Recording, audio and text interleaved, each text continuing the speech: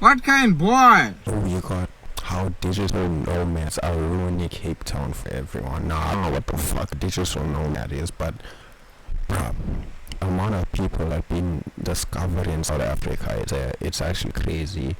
Like, I actually kind of miss. Nah, don't, boy. South Africa gonna be on top on everything just now, boy. Just give us a couple years, we're gonna be running shit. Spend boy. 4 months a year. But there's Spain people coming here now, bruh. Really, like artists, there's like tourists and shit. It's crazy, boy. But they're all going to Cape Town though. No one really comes to Durban, so we like, no one's coming to Durban. In Cape Town, where even though I'm in Cape Town, my house is 12,000 square feet. I have a steam room, sauna, I have a full home CrossFit gym. They come in like saying they be living better than us, which is so crazy, boy. They be living better than us, bro. 2 security guards on rotation. I have a full-time chef who cooks me 3 meals a day. I have tried my best in Cape Town to spend more than $30,000 a month. I can't. I physically, I go to every single restaurant. I try to look for the most expensive bottle of wine. Nigga, cause it's in dollars, boy. What you come here with dollars and expect, bro, you come here with dollars, you rich, boy. That's what I'm saying, so you rich, boy. I've never been able to find anything more than $100. Right? Really? Cape Town is so cheap, man. It's insane. So here's something interesting. Millennial Cape Townians are under siege. They're under siege from global travelers who are called digital nomads. I'm sure you've started to hear a lot about this, but this lovely bunch of travelers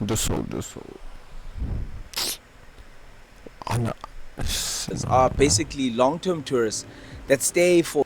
Nigga was saying you can't find anything less than $100, but people are still struggling to buy shit that's less than $100. You don't know about the struggles in this country. For 90 plus days to 36 months as per new regulations. They come from wealthier Western nations and even Australians. I've bumped into a few up and down Cape Town. Now, visitors coming to South Africa should be a good thing, right? They're bringing foreign currencies. They're here to stay in Cape Town and South Africa. This should be a good thing. Well, not so much. See, the thing is that there's a knock-on effect to digital nomads being here in Cape Town. And it's good for some businesses and industries that cater to them, but not so much for the native Cape Townians or people from whichever global south. I'm gonna lie, shit, I went to Cape Town for holiday, boy. There were so many fucking like tourists there, and I felt weird there. I don't know. See that they choose to bless and or burden. So in this video, I'm going to try and break down the numbers, the political and socioeconomic factors that are actually fueling the digital nomad situation in Cape Town and in many other currency arbitrage cities around the world. Cities that offer great 5-star lifestyle for a 3-star budget. But let me make this clear. That's a 3-star budget by Western standards, not South African. It's our 5-star South African budget. And to top it all off, I'm going to introduce you to what I call the Cape Town Property Industrial Complex. It's very similar to like the US Military Industrial Complex, but it has less explosions. Well, somewhat. I'll explain a little bit later. Now, the implementation of the South African government's remote work visa was actually introduced by Home Affairs in May of 2024, just before the elections. And it came after heavy lobbying from the Western Cape government and its tourism partners circa 2021. Now, with this new visa, it's going to allow digital nomads to stay in South Africa for up to 3 years. Crucially, if they're spending more than 6 months here within that year, they actually need to register with SARS to pay tax. But they found a way around this, something that's called a visa run, where they basically leave the country just before the visa period expires. They go for like a 2-week plus off cool-off period, and then they come back, reapply, then voila, no tax obligation, because they technically weren't here. Now, Cape Town has always been unaffordable. That's crazy, boy. Let's get that one just out the way. I've been coming here on my own dime since the early 2010s. Now, also remember, you can't actually count that you went to a city if your parents were paying, unless it was your zaddy, not your daddy. A crucial date is October of 2024. This is when South Africa's nomad visa was formally gazetted and celebrated across the entire tourism industry for its expected impact on the local economy. But also on the flip side, Cape Town locals are now more than ever slowly but surely becoming increasingly vocal about the visitors that are driving up prices, competition for housing, and many other resources in the city. What I realized when I was doing the story, competition for housing and many This year, boy, this is like a whole different country to South Africa. This is like American shit, boy. I won't lie, except this place is fucking bougie as fuck, except. Any other resources in the city. Even bougie to American or clean, it'll be normal, bruh, but this is bougie as fuck. Boy. What I realized when I was doing the story is that if you can't measure something, how will you know how bad it is or how good is it? So the thing is that it's actually unclear how many official remote working visas have been granted in South Africa since their introduction. A spokesperson from Home Affairs Minister Leon Schreiber's office did not respond to queries about the data availability when he was asked about it at the end of last year. Now let's get back to that rather braggadocious young man in the beginning of the video. Now Iman Gadzi is a British-Russian entrepreneur, social media influencer, and apparently a founder of several online education and marketing companies that have made him a lot of money clearly. He actually embodies a lot of the new wave of negatively perceived digital nomads who are taking advantage of the now very much open world, and sometimes they skirt the rules a bit. They skirt them to be able to live wherever, however. Now Gadzi, on top of living a really crazy life, There's no way that is in South Africa, boy. If that is living like that, boy. excessively promotes location independence, and he also promotes the digital nomad lifestyle, which aligns with Cape Town's reputation and also the city's recent push to become more of a hub for these type of remote workers.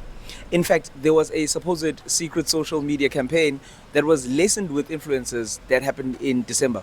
It might have been one, it might not have been one. Don't quote me on that, it's a legend. There was just a crazy amount of influencer type creators who all of a sudden packed their bags and came here to Cape Town. From people like Ayame to even Rick Ross.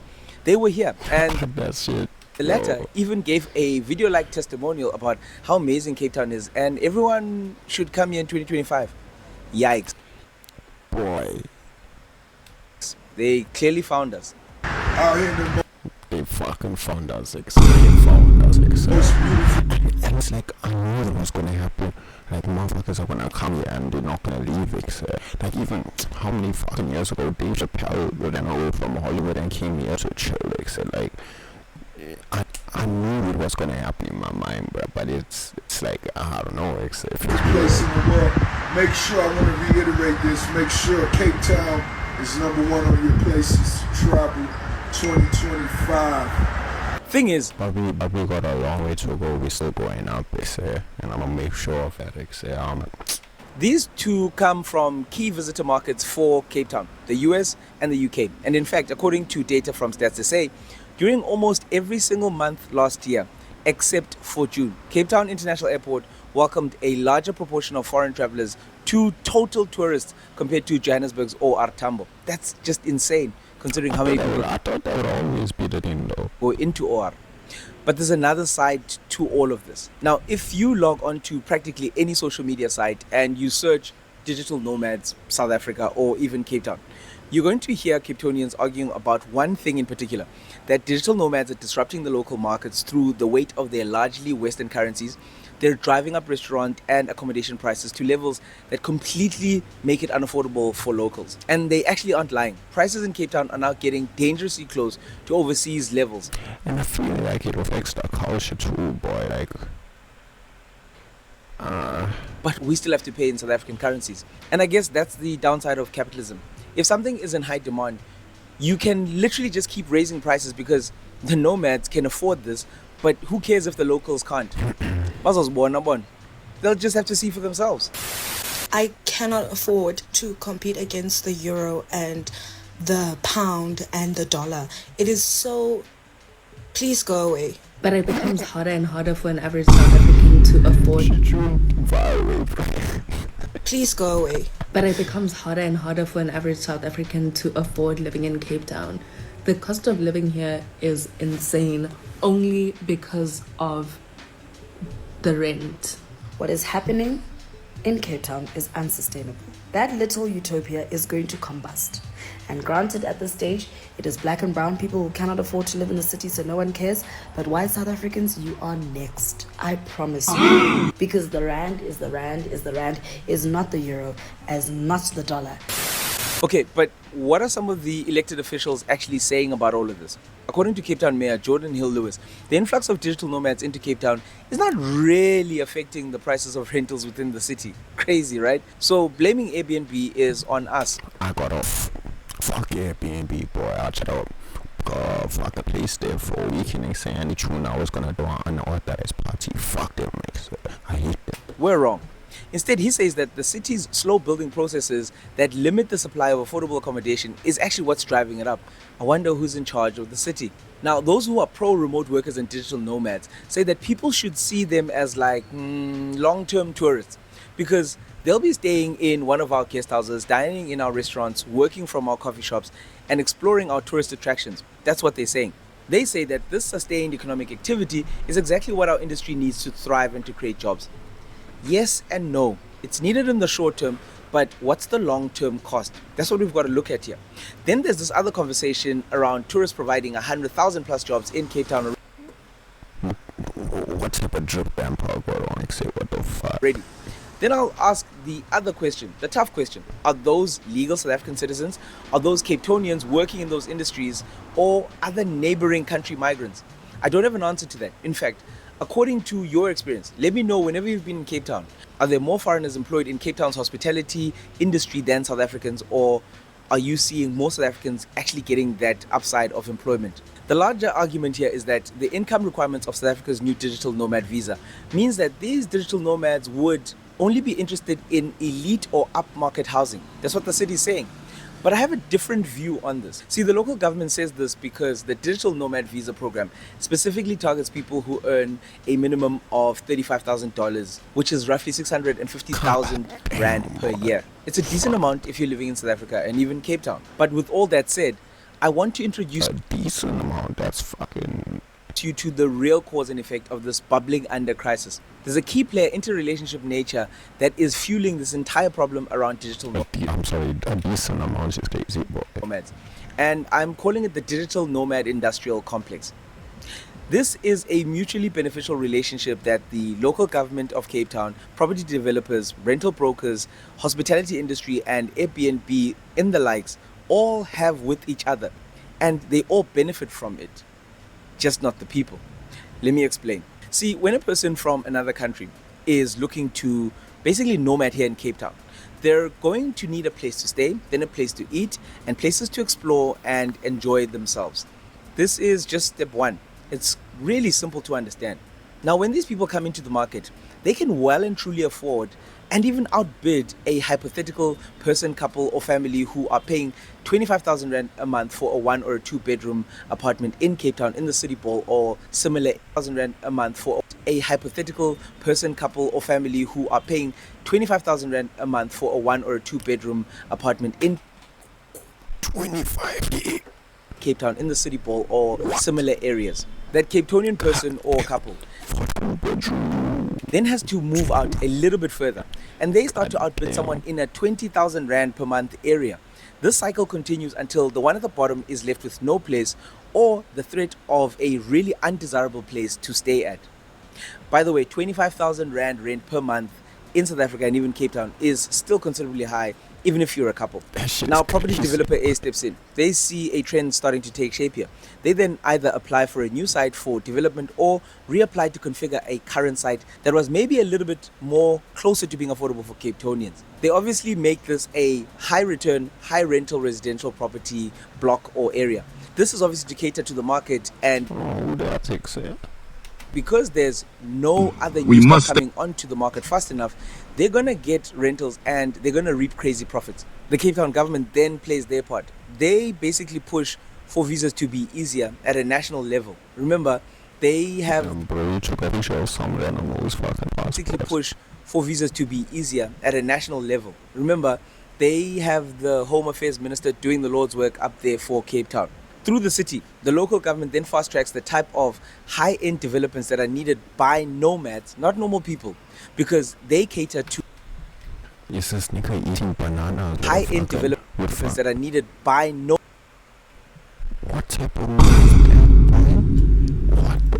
not normal people, because they cater to the right market. the market that they lobbied to come here in the first place. Low-cost developments then take a back seat.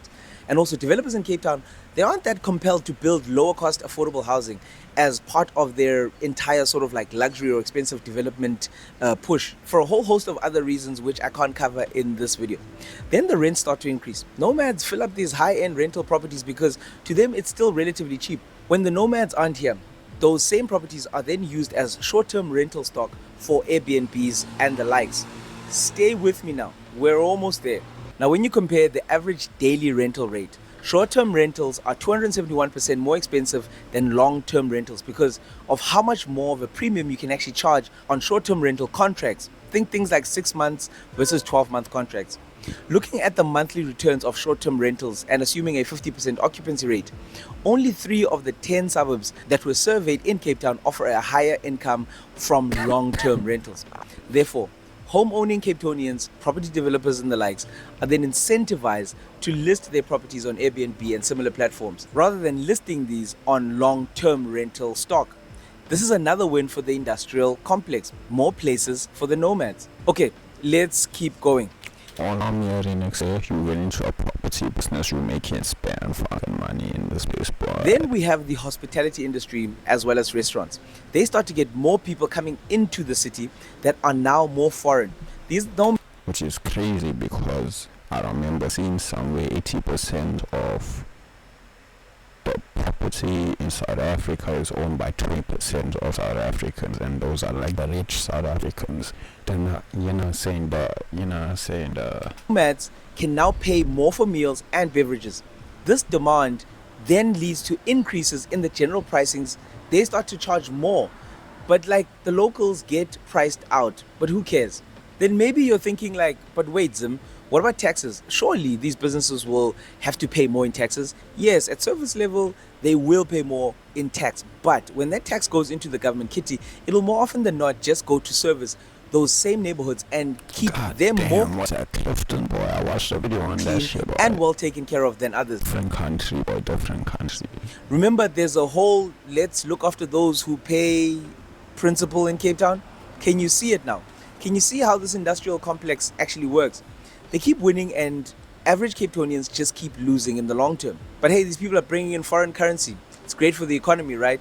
This whole issue is really complex, but I've tried to simplify it so that the real economic gainers and how they're all South Africa just complex, bro. We are complicated country, I won't lie. interlinked starts to make sense to everybody. But we still the best country on earth, don't get it fucked. I could be wrong, guys. There's actually no right or wrong in this instance. You'll have to let me know. I mean, we've all seen those long queues for Cape Town 1 and 2 bed apartment viewings. Those things are starting to look like voting lines, and it's only set to get worse for everybody involved. In fact, in my opinion, there needs to be a community activism platform that actually starts to address how Cape Town opens up new middle-class developments in the city.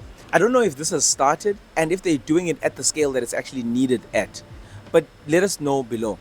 Now, the thing with bureaucracy is that politicians are able to hide easily behind it when it suits them. Fuck every politician in the world, boy. They're all fucking liars. They say they don't speak about real shit, boy. While people are still suffering on the ground.